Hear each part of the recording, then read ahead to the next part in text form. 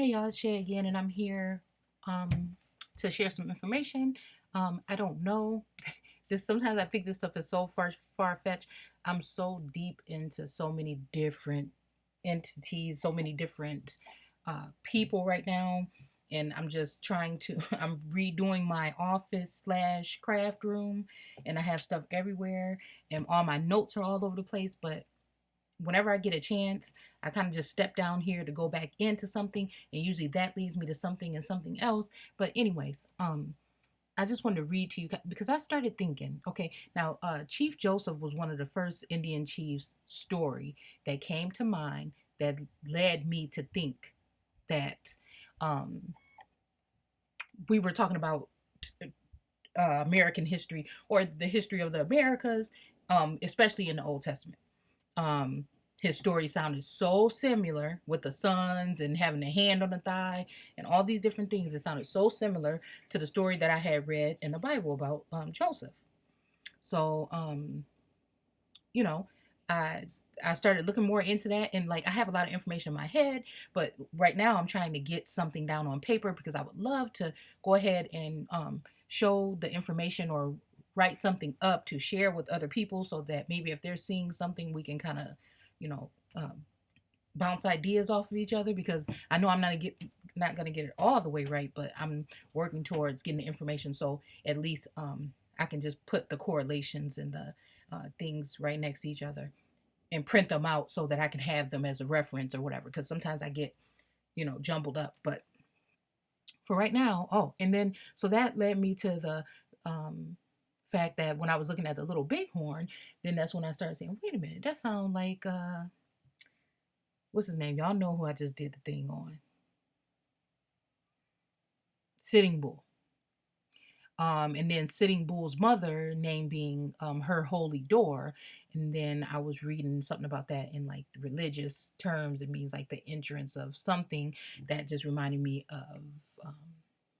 But they said her name was Maria or something, and so it just kind of it's just everything kind of bounces all over the place. So then I was thinking about okay, I feel like we're talking about something with like a that has something to do with close to the whole thing of Moses or whatever. But I had forgotten about Chief Moses.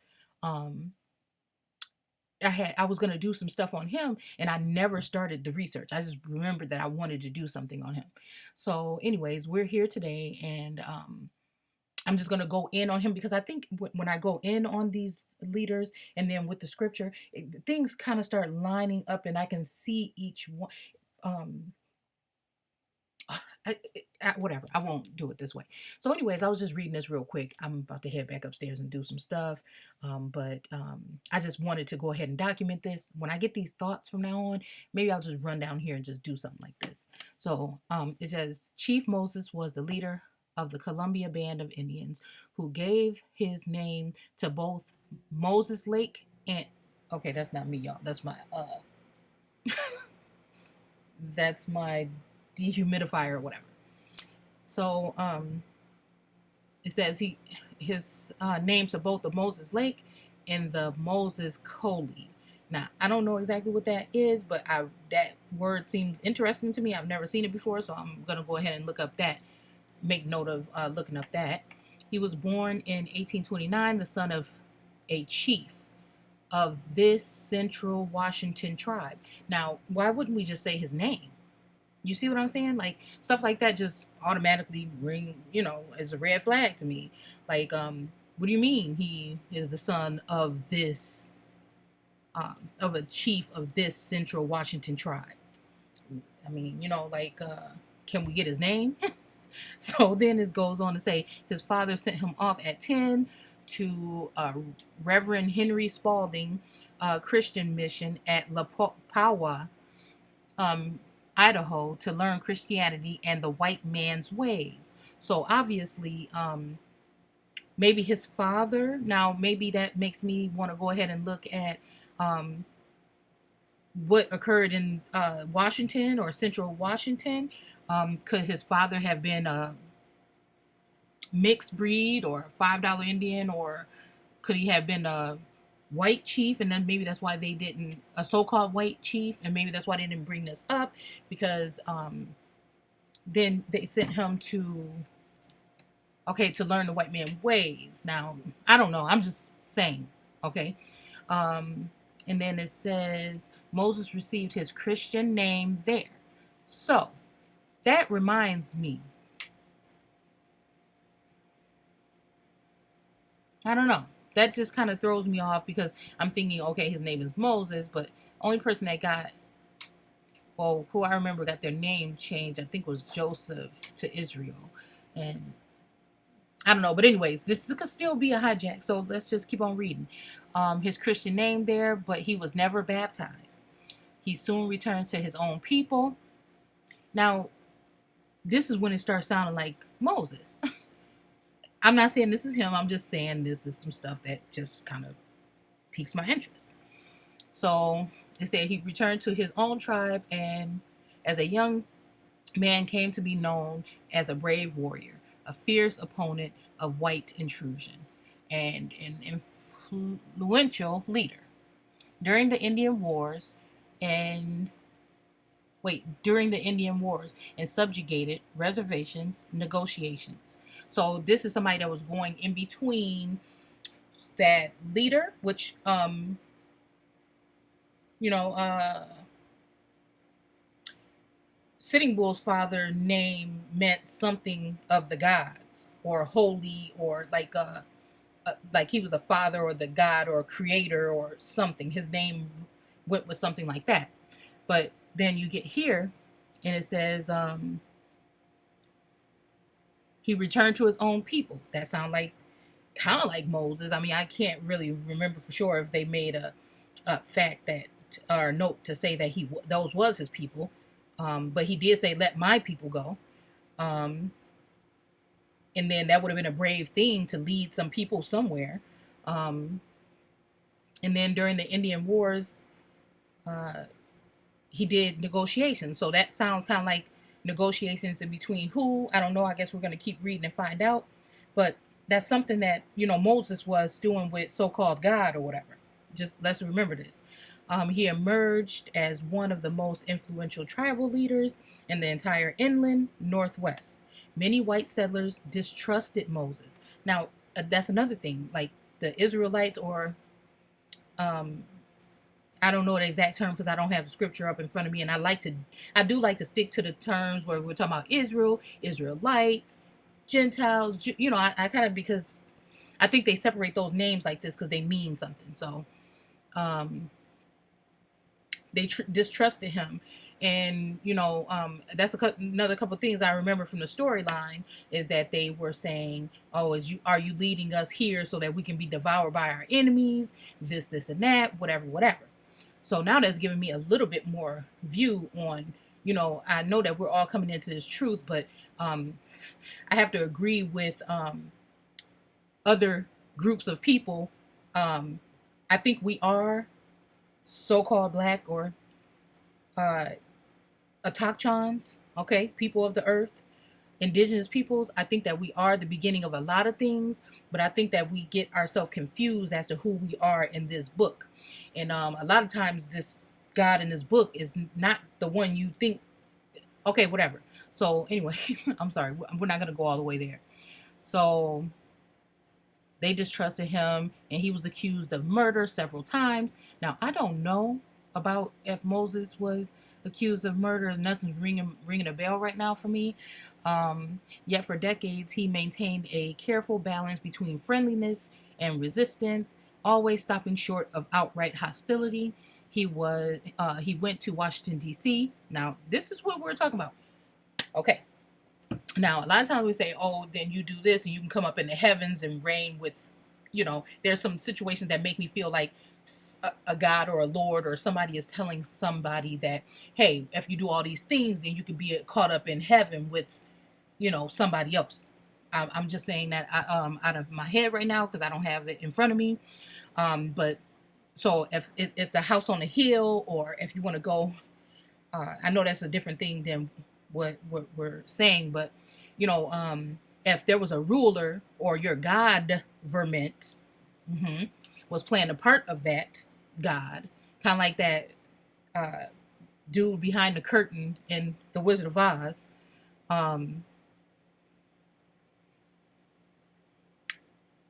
that just makes me think about how he went to Washington, D.C. twice, and where he signed two treaties and shook the hand of the U.S. president. So there's a part in the Bible where Moses went to the top of the thing. The people was waiting for him all this time for him to come back with the thing, and he broke it or whatever. And then he had to go back and get another one. But some people beg to differ that one was different, a little bit different than the other one. So, um, that kind of says something to me. And then what was I gonna say? Let me hurry this up so I can get out. He went twice, and that's funny. And they got two treaties. Now, think about that. And the only way I say that, I think people not seeing this kind of stuff is because you've been given a separate perception. So we've never even looked at it this way. But once you look at it this way, it brings things back to reality, right? It brings things back to reality, and it brings it back to something tangible, I feel. So, and I don't know, I think something happened with. Is it upstairs? I think Leia took it upstairs. So, okay. However, his dream of a permanent reservation encompassing his mid-Columbia River. And then that was another thing about him having a river named after him, and he parted the sea. I don't know, whatever. So, river homeland was thwart on several occasions. He and his tribe eventually moved on to the Colville Reservation. North of Columbia, he was an influential leader on the reservation and helped the defeated Chief Joseph. Now, see, here we go. See how I said sometimes because I had only read up to the point where he went up to the thing 2 times, and then I went ahead and turned the camera on because I thought that I would share with you guys. So, anyways, and then, yeah, and helped the defeated Chief Joseph and his Nez Perce band to settle there. He died at the age of 70, recognized grudgingly in some cases as a powerful, stalwart diplomat for his people.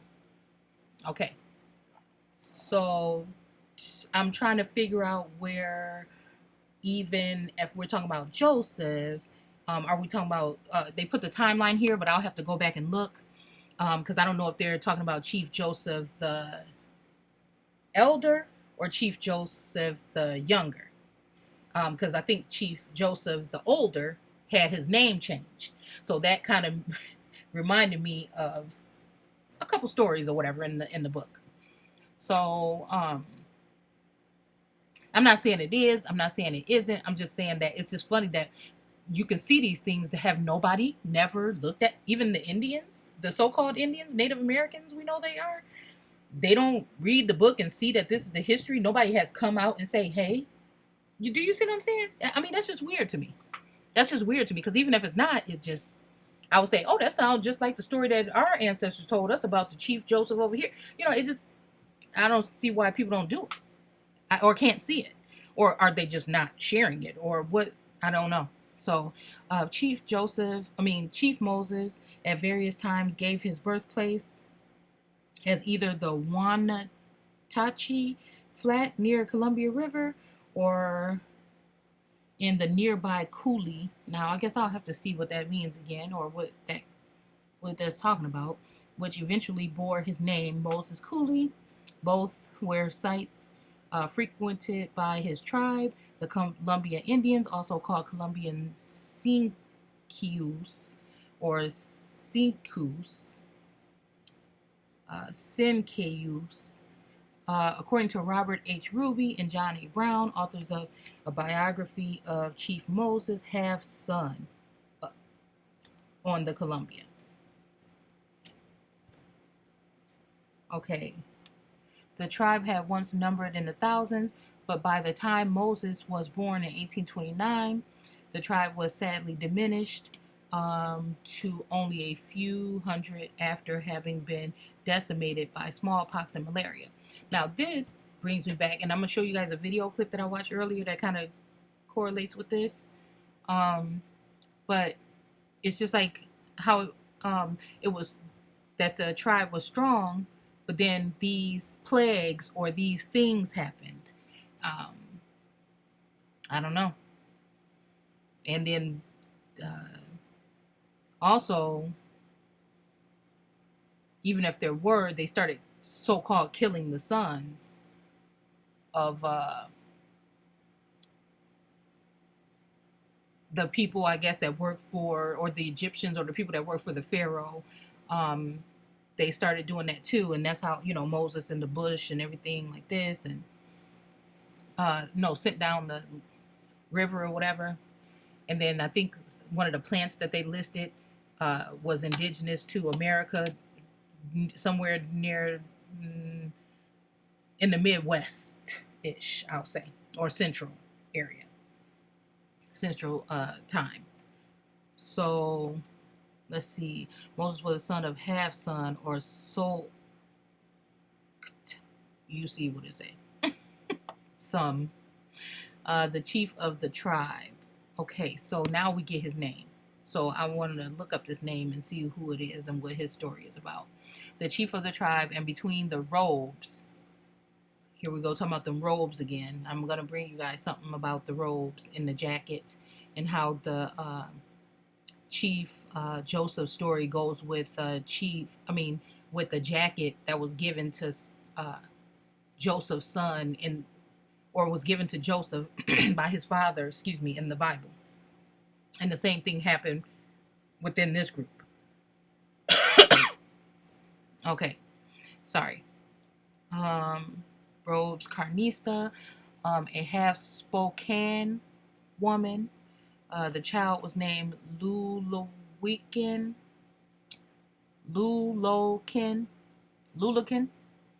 A name would change several times over his lifetime. Okay. Mary. Okay. Oh, here we go. Wife of Chief Joseph. You got her Holy Door was Sitting Bull's mom, and Mary Moses was wife of Moses. Anyways, the boy spent months, sometimes entire years, traveling across the Rockies to Montana on expeditions with his father's buffalo hunting parties. Okay. The tribe also roamed widely through the central and north central Washington, from Kettle Falls in the north to the Icum River.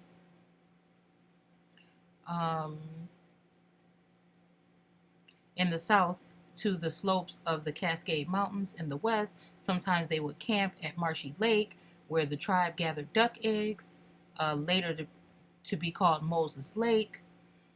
When the boy was about 10 or 12, some accounts, his father sent him on an adventure that would change his life forever. The chief had heard about a white missionary, Reverend Henry H. Spalding, who has established a mission and a school for Lapawa, Idaho. The chief believed that the Reverend Spalding was in possession of powerful medicine, in the form of written words. That kind of sound like what people go to church for today. The word, thinking that something is going to heal somebody, I guess. Form of written words, the Bible. Okay. Now, when we think about this Bible, even though I'm telling you it's not as old as it is, now these guys we talking about are in the 1800s. The first Bible written in America was the Algonquin Bible that was dispersed to the people, I guess. But I think this is because this book was maybe closest to the origin of the original peoples that had written that book. They done got us fooled thinking that this the so-called white man's book, when there's something that is etched in my soul, in the souls of the people that I've been connected to, that is showing them otherwise. Nobody has to make anything up. This information is being manifest exactly like the book said it would be. So if you have eyes to see or ears to hear, you may be one of those people that is picking up on this information. And the more I fall away from the traditional way of looking at this stuff and go deeper in, the more stuff is shown to me and the more clearly and tangible it is. So the chief resolved to send one of his sons, and I think this is why they keep anything beyond Malcolm X and Martin Luther King about so-called Black or American history. They keep it hidden from you, as well as they do anything when it comes to the American Indian or the First Peoples of America. Okay. The chief, and now some of these people might not know because they were taken away from their parents at a young age, so they didn't get the teachings to know that it's their book.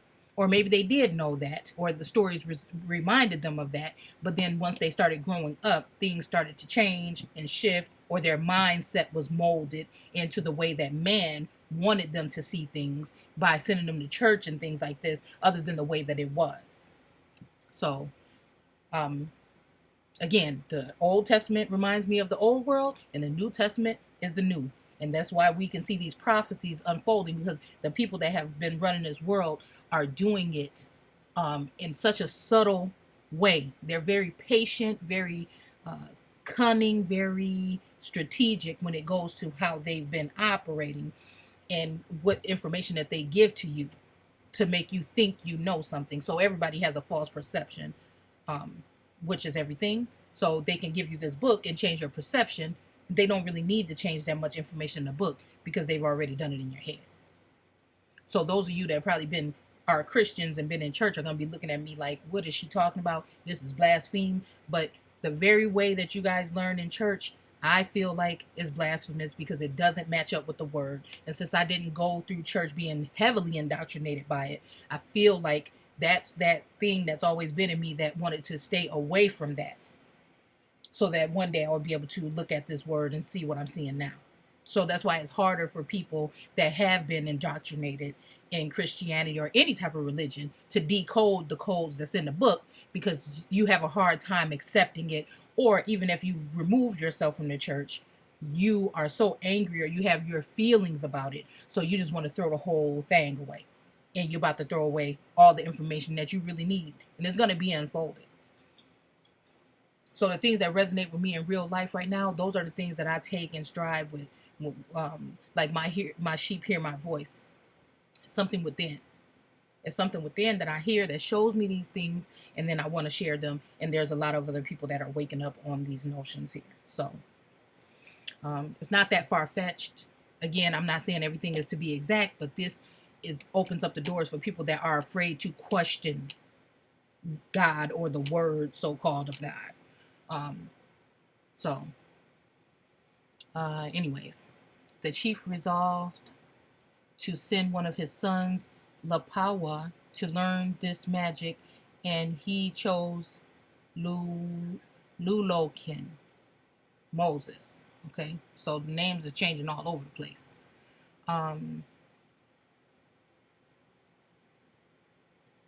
Okay, I'm trying to see if we can find any more stuff. Wrote all the way to learning to read the Bible and speak English.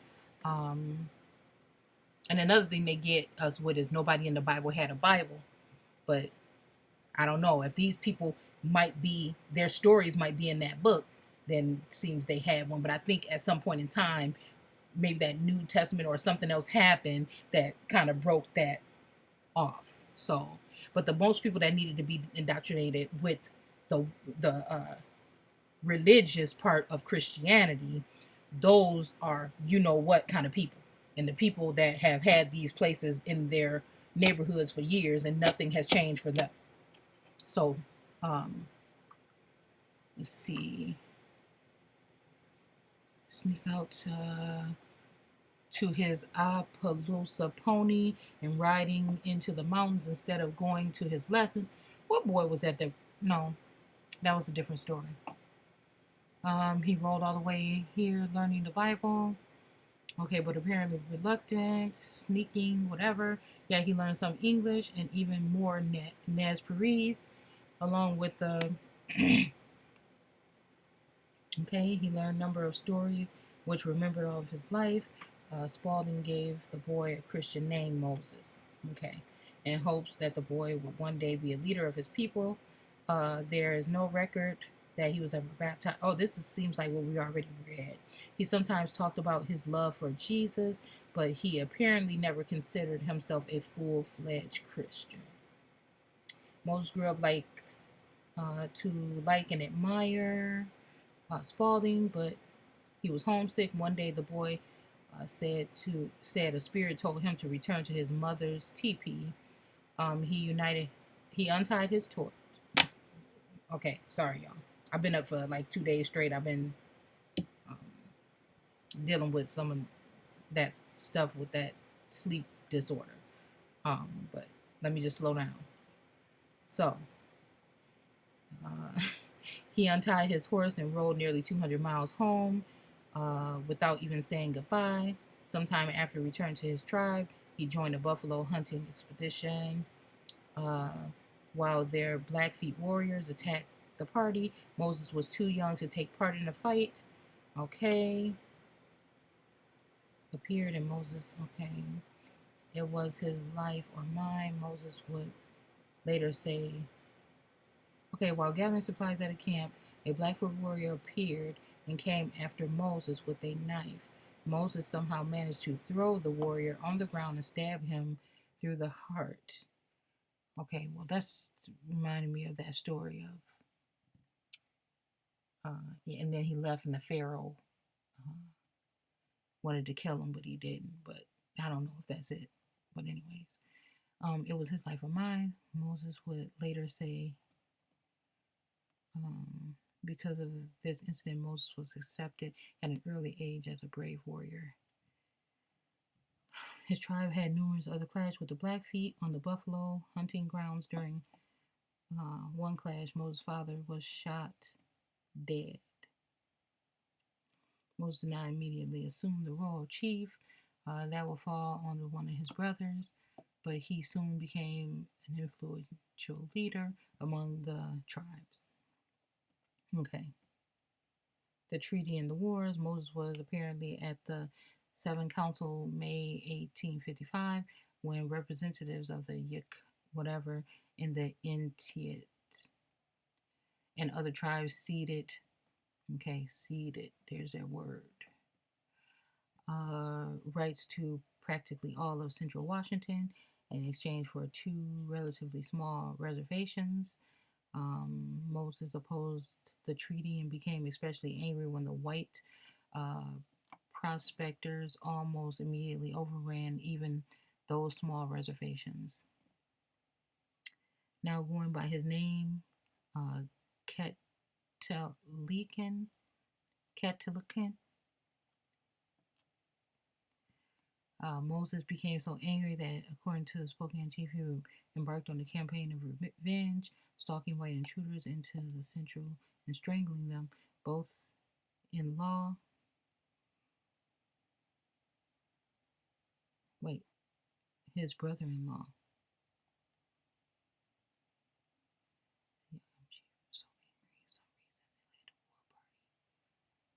Huh.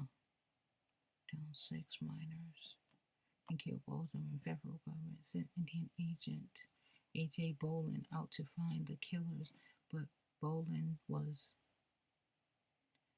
too was killed.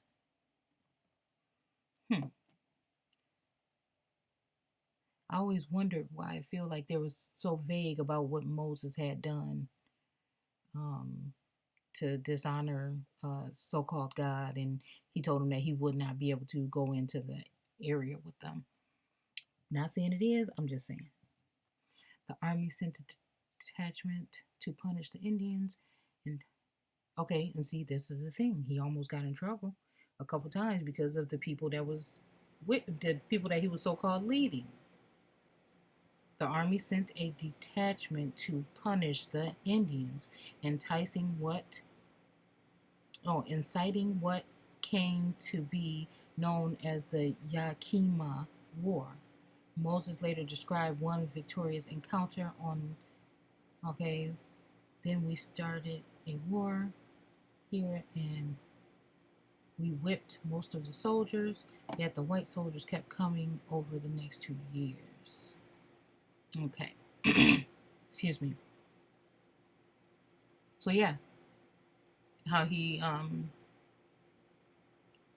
still sounds a lot very similar to the story line in the Bible.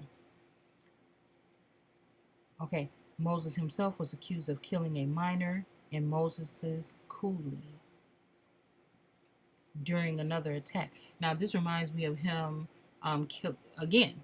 I can't remember if it was him or not. I mean, I'm pretty sure I'm remembering, but I'm really not. It's kind of just like missing my mind right now of who it was. Um, I don't know. It might have been Joseph. I'm not sure. But if their names get changed so much, then you have to start looking at the Bible and see how these names change so much. And some of them sound alike, but it might be a vowel that's missing or something. You got to kind of, like, the Anaheim, the Bashan and the Basin, and then with the names being changed and stuff like that. And then like Nebuchadnezzar 1 and Nebuchadnezzar 2 remind me of Joseph 1 and Joseph 2, they used to call him. So I don't know. It was the work of another war party, another army detached, whatever. Okay. Moses and Ketchon. See, they didn't change his name about 3 times already. We talking about the same person. Retreat toward the Spokane country and attempt to join with them. Okay. All right. Meanwhile, he rode up to the camp unrecognized along the same with the Indians. An officer asked Moses for his horse, and Moses was about to comply when another Indian whispered for him not to do so. The man whispered that Awaha, oh wait, Auhi, Aus, Auhi was in chains and in the guard tent. Huh. Kind of remind me of another story in the book. They took him in chains, took him in tent, and then Moses jumped off his horse and ran out of the camp. Before they knew he was there, he set out. Huh.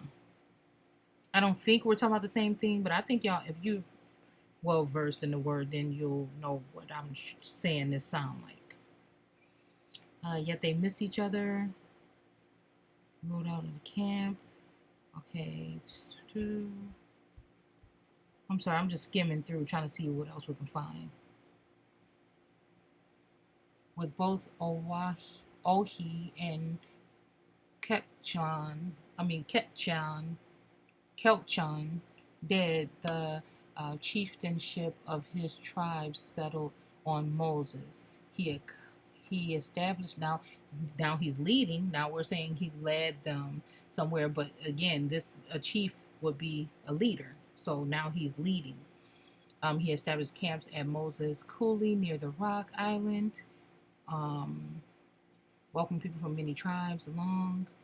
He encouraged people to plant vegetables, such and such, and blah blah blah. He became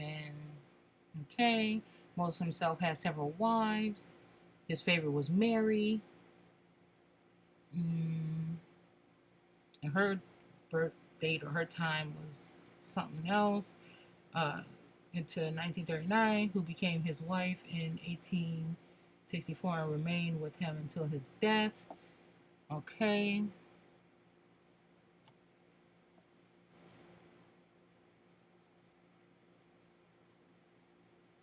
And it also kind of just correlates with when he was 10. No, that really doesn't. How he was sent away to go to whatever. Okay, during a meeting in 1870, the Indian agent, okay, white man is the cause of sorrow. I fear the ruin of my people is coming. Now you tell me to cultivate and fence my land, and that after a time the government will give me a deed for it, and then it will be mine. My parents gave birth to me here. Um, okay. His tribe refused to accept the gifts. Um, Winans offered and refused to take the part of the census. We talk a lot about censuses in the Bible too. So again, were there really censuses however long ago, 5,000 or whatever years ago, what they're talking about, this Bible was written? Was it really called that? Because they say the word census is all over the Bible. And I know they're talking about American history or history of different lands, but to each his own. Um, And again, this is all talking about taking land, moving people around. That's all that the God or government in the Bible was doing. Um,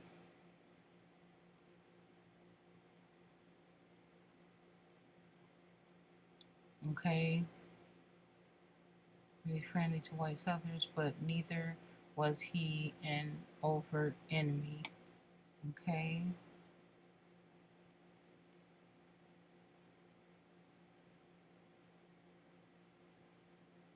Moses came out boldly for Jesus and said most of the tribe was ready to come into the fold as well as this. Okay. Moses personally was well known, much debated against the new white inhabitants in the region. He was famous for his stylish outfits and particularly partial to his decorated magic shirts. Here we go talking about these magic shirts again, which caused his tribe to nickname him Seven Shirts. He often lectured his people on the perils of drink. Okay, yet his fondness for the white man's poison is well documented. Okay.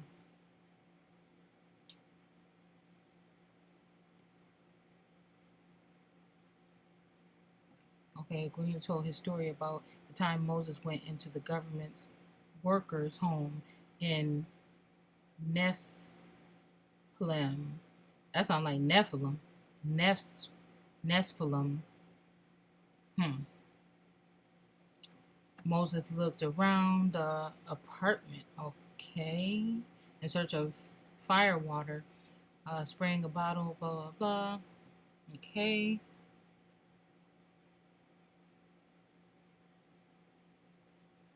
This is long, y'all. Oh, okay. It's not that long. Let's just finish skimming through. Y'all already with me.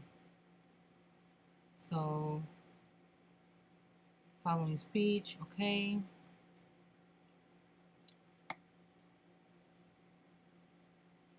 Moses look around. Okay. Who lived in Colville Reservation with Moses went on to become a state legislator and had a more announced take on Moses' attitude toward alcohol. He said that Moses would occasionally drink to excess, but he was one of the brightest, brainiest, and most liberal men I've ever met. He quoted Moses saying, "Liquor is bad thing for the Indian, for it robs him of his property and his health, and uh, though it comes diseases, through it comes diseases never known by the Indian until the white man came. But the Indian is weak, and I want to tell you the way to stop the Indian from drinking liquor is for the government to stop making it. Same thing with guns, just moved up to guns and drugs and everything else, medicine, food. I mean, you can't, okay? And I don't blame the so called white man. I think that we're talking about a particular entity or people, the have and the have nots again, and the greedy versus the people that just want to live. In 1877, Moses had to make a difficult choice about whether to join Chief Joseph, okay, in the war, meaning whatever his ties with the Nazarenes were particularly strong, dating from the days of whatever. Nazarenes were already retreating across the Rockies. Moses apparently did what he could to prevent his warriors from joining in a number of attacks that erupted across the Northwest. Okay, during the crisis, I always wonder, the crisis, Jacob's trouble. I'm just talking. I don't know. The white cattleman, entrepreneur, and historian who had known Moses for years, later wrote that the energy of and foresight of Moses, together with his good control of his followers, must be given the credit for averting another Indian war. Meanwhile, obtaining the suitable reservation settlement seemed more crucial than ever to Moses. The government was pushing him to accept the removal, which was south of his tribe's homeland, blah, blah, blah, which was north of Columbia, and his father east than the tribe's homeland. Moses made clear his displeasure. Okay.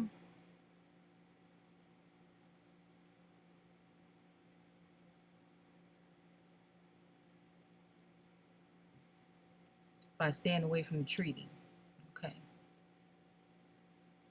Okay, the 1877 treaty. So I wonder if that's the one of the two treaties that he took, and one of them got destroyed, actually. So it seemed like he was pretty irritated by this treaty. I don't know for sure. We can go back and look, see what the treaty says. I don't know.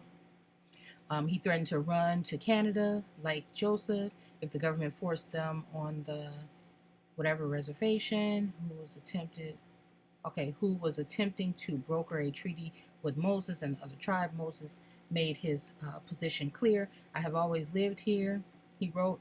I am getting old and I don't want to see my blood shed on any part of this country. I don't want to go to the, Yaquim reservation. I wish to stay where I always have lived and my parents died. A number of serious skirmishes broke out during this time, but all-out war was barely averted because the government backed down from its threats to move Moses forcibly to the Yaquim reservation. In 1878, the council with Howard, Moses traced out a reservation request that included a huge chunk of central Washington, from the mouth of the Spokane to the mouth of the Yaquim, and the entire Columbia country in between. So Howard was encouraging and said he would convey Moses' request to the U.S. president. Howard immediately issued an edict preventing settlement on the land. Pending a decision, Moses left in an optimistic mood. Okay.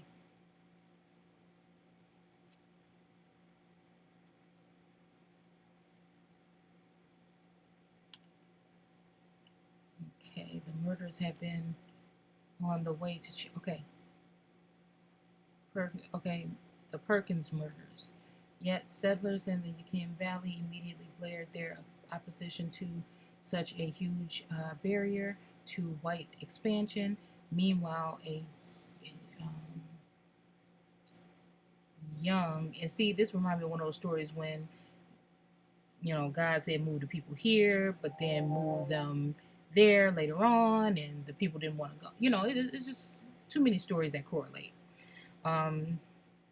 His young white Bluffs couple, Lorenzo Perkins and his pregnant wife, were murdered by 7 renegade Amatias,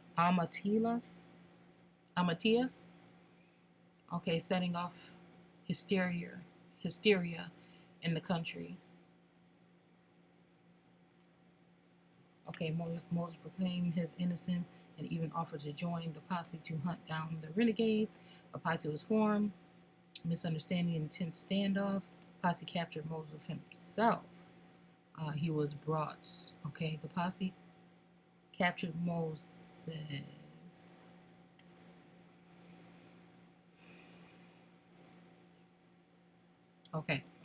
He was brought to Yakim City and clapped into prison. Hmm. And some Yakim City people wanted him persecuted. Now, do y'all know what this is starting to sound like?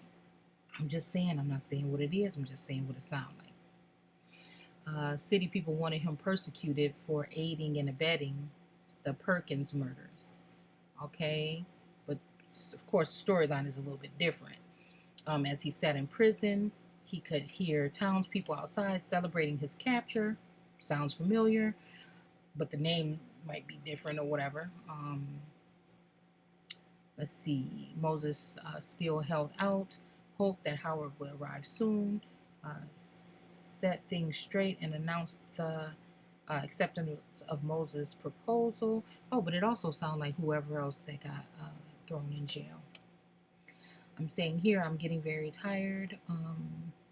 It's my house, he said, from prison around Christmas. Wow. Around Christmas. Partially because of the fear of the white vigilantes would seize Moses.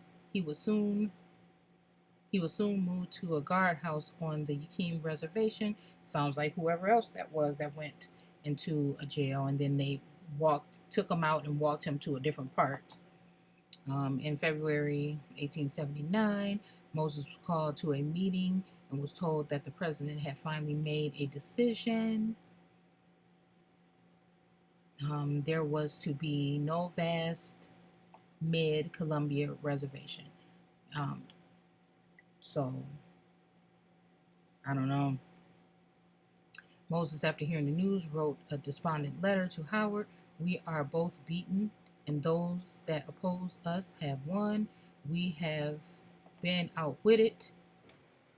Okay, so kind of like how, Moses was so excited to get, but he could only look over the hill and he couldn't go. And again, this is just, I'm reaching a little bit there, but let's see where it might lead us somewhere. Moses, after hearing, okay. The government invited Moses to come to the council in Washington, D.C. to work out the details of his people's future. Moses was suspicious. Okay, sounds familiar. But eventually agreed. But he also worked out a plan of escape in case it was all just a poly to transport him to Indian country and leave him in exile. Did Moses in the Bible get left in exile? It didn't happen exactly like this, but he wasn't able to go. Like Joseph. So these stories correlate a lot. And sometimes when I'm reading it, I don't know if I'm really talking about Joseph or talking about Moses, but you guys get the gist of what I'm trying to say. He set out for the Dalles on 1718, and the army sound like the Dolls. The Dolls with the W, but okay, reaching again. And the army chaperone, where because it's funny that we're using dolls when he refused to do the census. So, okay. There he told reporters about the new reservation idea, a large new reservation which would be added on to the west side of the Colville reservation, encompassing almost all of the land from the Okanogan River in the east and Lake Chelan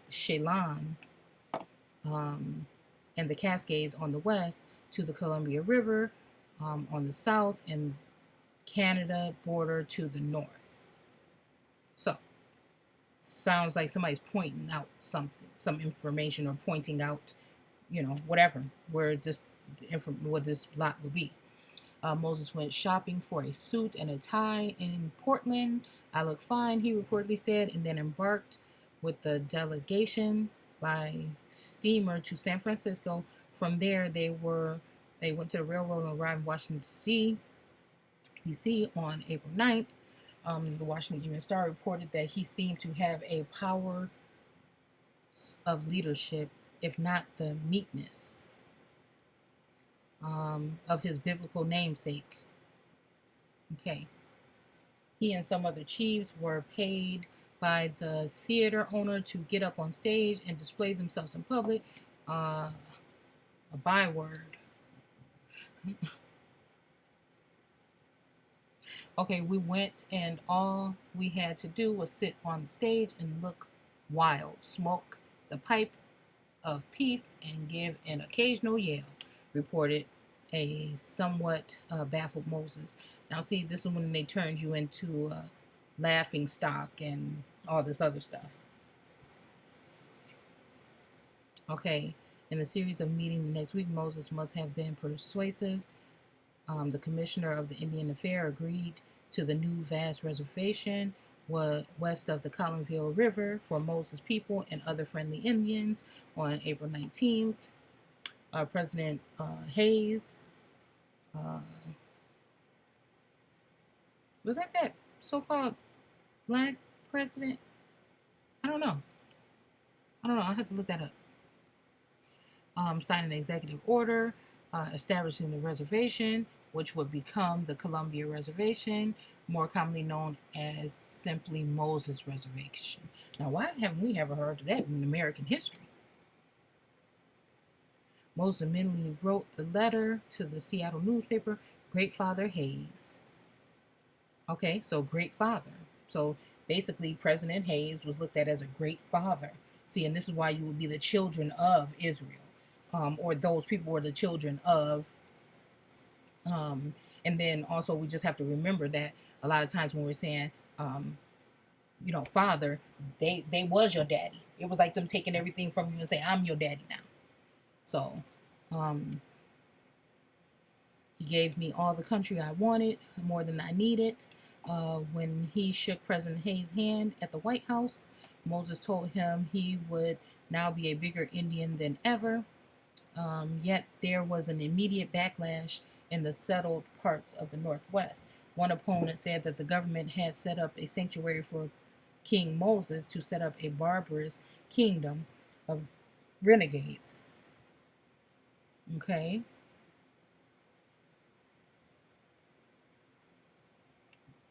On his return, Moses invited many of the mid-Columbian tribes to come onto the new reservation. Moses was now officially considered the chief of the Wenatches,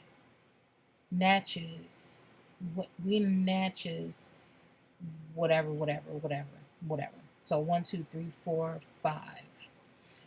Okay, and since his new reservation adjoined with the Collinville Reservation, he also considered himself the chief of Collinville, the Sand Poil, and the Nespeline or Nephilim, even if they did not. So even if they didn't want it, that's what he still said he'll be the chief of. The Spokane, among others, had no interest in submitting to Moses' rules. There we go again. Moses delivering rules, or what are they called? Commandments. Who was Moses's equal in experience and influence? Moses's equal in experience and influence stood up at the council and related the story of an Indian who once snuck up on a sleeping miner in a coulee and cut his throat. Oh, wait. Stood up in the council and related the story of an Indian who once snuck up to a sleeping miner in a coulee and cut his throat. Oh, now we're talking about there's that story. So is this the thing that he did? So no interest. Okay, the Spokanes, among others, had no interest in submitting Moses to rule. So this is a hater. Okay, so they didn't want it. Okay, so the chief, Gary, now that sounds like somebody that don't belong. But one of these names just don't belong here. um, who was Moses' equal in experience and influence, stood up at the council and related the story. Now, when that person got caught, didn't somebody say that they would tell? I just can't remember. I can't remember. That Indian was Moses. You're a good chief, said Gary, resurrecting the old charges against Moses from 1857 incident. If he is a good Indian, oh, this sounds like that other story. So you believe him? Oh, what was that? He is a good Indian, then Gary, that you turn your back on him and he will do something. Oh, y'all, I can't remember this one at all, but it's just running through my brain right now. For a bad one, for Gary never killed a white man. Oh no. Oh, what story was that? Y'all help me. If you know which one I'm talking about, then go ahead and write it down, please, in the comments. But you know what I'm talking about. You're gonna pick him over me, something like this was like the situation, and said, okay, we'll just move on. The Spokaneans chose to hold out for their own reservation. Meanwhile, the Perkins murder charge was still simmering. The murderers had been captured, and one had. Okay, wait a minute. The Perkins murder charges were still simmering. The murders had been captured, and one had implicated Moses before, or implicated Moses before they later escaped. So yeah, and this was reminding me of somebody that was supposedly in jail and they escaped the jail. But I was looking more at like the Nat Turner storyline when I was looking at that. And Moses had to return and for a grand jury hearing at this time, yet the evidence was shaky and the grand jury set him free. So here we go. I was looking at, I was just reading on this because I'm looking at Nat Turner in the resurrection or insurrection or whatever. And this, I know it's on two separate whole sides of the place, but they did say Moses was traveling to Washington, D.C. And then we all know that, Nat Turner was hung from a tree and all this bad stuff. They poked, prodded at him, cut him, and stuff like that. And then supposedly chopped his head off or something, and his hands and stuff off. And I just wonder if that represents something with that idol that they gave us to worship. Symbolism, using symbolism instead of, how they actually did it. And yeah. And then once you start looking at that Nat Turner story and you start looking at everything, then it kind of puts itself together. But I know I had y'all for a long time. I'm going to let y'all go.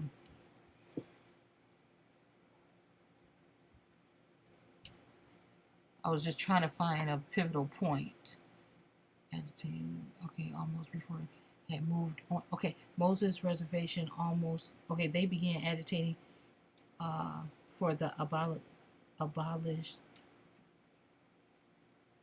abolition of Moses Reservation almost before Moses or any other Indians had moved on to it. It didn't help the matters that when Moses finally established his home camp in 1880, it was the Nesplim or Nephilim village on the Collinsville Reservation, not on Moses Reservation. First, the mining interests succeeded. Moses Reservation removed. This caused much trouble. The Indians that Moses was once again invited to D.C. again, okay, along with several other chiefs to discuss the settlement. This time they were able to leave by train directly to Spokane. Okay, so by this time there is a train, so a train right away. So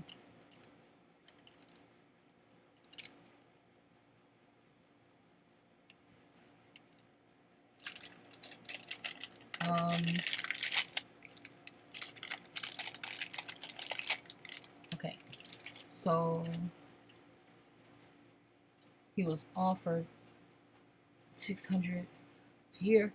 Oh, excuse me. If he had the people in agreement, Moses bargained only a significant change. He asked 1,000 a year and got it. Moses signed the X, and when the treaty was ratified in 1884, Moses' reservation was no more. Okay, Moses was vilified by the Indians for bartering away their land in exchange for gifts for him. Okay. Also, Moses managed to gather some new allies into this place. Okay. before he was captured. Okay, let's see. Moses was quick to agree with the government, eventually agreed as well. In 1885, Joseph and his band put on trains and escorted first to the Fort Spokane and then to Nephilim, um, where they set up camp not far from Moses. Okay, all right, it's still more than I thought it was. Next morning, he came and handed him $1,000 and wrote, and he told him to buy sugar and tea for $1,000. The people have supplies during the winter. Blah blah blah. Moses took everything for himself and nothing for his people. Hutchins said Moses once asked him to buy extra supplies because he was worried his people would starve before the spring. Hutchins told Moses he didn't have enough money to buy that food. Okay, so this is where we see how greed and stuff like that happen. His last years on the reservation, strife. Okay, complaints that the government was not living up to the promises. Um, Moses came to Spokane and gave a despondent interview to a reporter who asked him about his children. Okay, so these again, the children of Israel, the children of what, and then his tribe, and then they call them tribes in the book. So I'm just saying, what has us so stuck on the way that you've been taught? Because everything you've been taught is a lie. I have about 500 that are dying. Moses and his people found it difficult to adjust.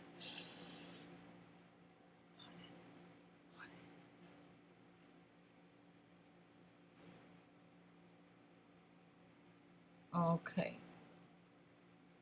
He died. Okay.